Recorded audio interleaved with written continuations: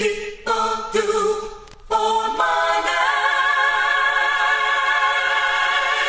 what people do for money.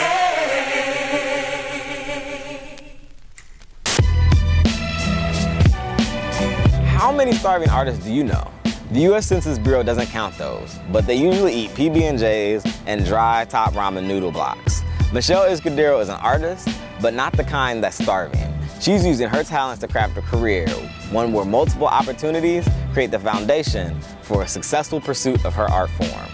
And maybe even the occasional lobster dinner.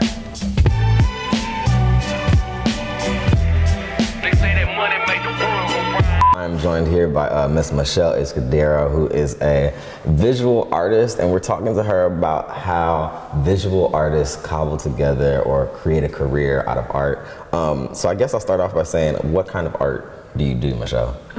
I hate to classify it, but it's abstract impressionism.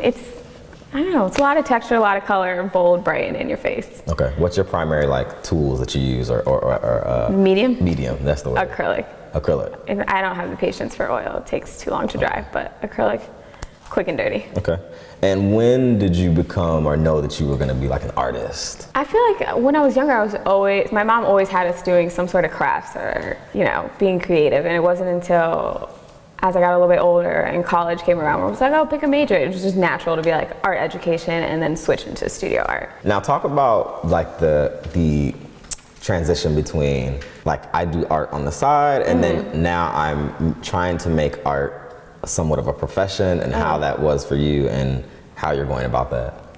First sale, when you make that first sale or somebody's actually willing to buy something that you made and it took so long for you to make it and they respond to it, once that you get that feeling, it's over. What was that like? It was just like, what? Hold on, I was just doing this just cause, and you see it and you're into it. Right, all right, and you cool. want to pay me money for it? Yeah, and you want to pay me money for it? Let's do it. Okay, Done. okay. And then so after that, it's like, how do you finagle doing this on the reg all the time? Okay, so talk about your like structure of your art hustles, if you will. Okay. How do you go through them? What's the organization? Like, what do you do to do your art on a consistent basis? Well, it's also, so it's slight addiction. Okay. So that's okay. I have to make art because I need to do it. Okay. And then I start to develop like a goal for it. Like, okay, we have a line or I have a show, and for a show you have to have a collection and it has to be cohesive. Absolutely. And then when they start to all flow together, that's when it's like, okay, now I can put this on shirts and people can buy shirts. If they don't want to buy the original, they can buy prints.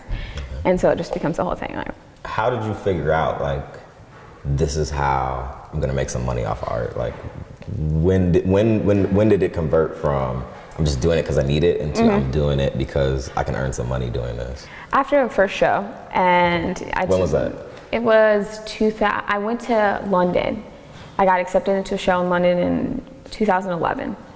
And after that, and I really started to, people started to respond, that's when I realized, just as you have the confidence in it, you can pretty much make money off your craft as long as you're willing to practice at being good at something. How are you with managing your money? Oh, at first terrible, because I didn't want to, it's hard to decide a price on like how much you dub that this is worth and somebody should feel like it's okay. What's that like?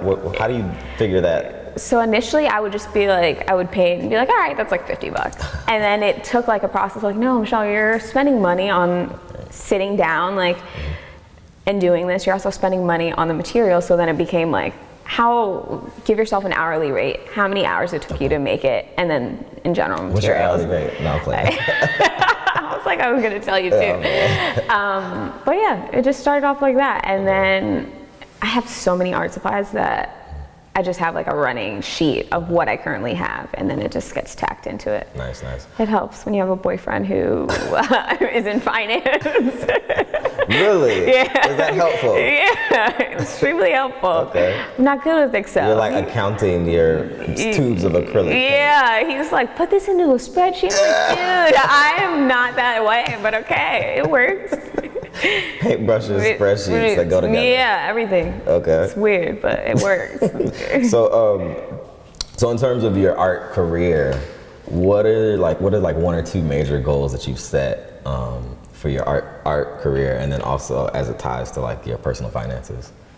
So I just recently booked the space to have like a combo show with my best friend, and so that's a major goal because we have to put a lot into it, and in hopes that people are going to show up and they're going to buy some stuff and that we're going to get a lot from it. So we're kind of like putting up to then hope that it flips and we get it back. What's the process of doing a show? So booking the space, coming up with a new collection.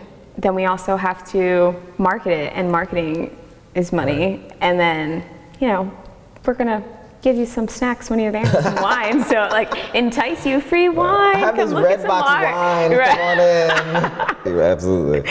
Okay, so we ask everyone at Manage Your Damn Money on the show this question. What was your damn I'm broke moment? Oh, like right after college when you realize you've spent your money on dumb stuff and now real life started. And you're like, oh, I worked through college and had nothing to show for it. Like now I really have to save money to do my thing. Okay. And then last question is, where can people learn more about your work and what you do? MichelleIzquierdo.com. I have all my stuff on there. I sell clothes. You can keep up with the shows on there. I also do paint classes here in DC at Art Jams, so people can come take classes with me, so that's on there. And current and past collections on there. Okay. Well, Michelle, thanks for joining us. All right, thanks for having me. Of course, thank you.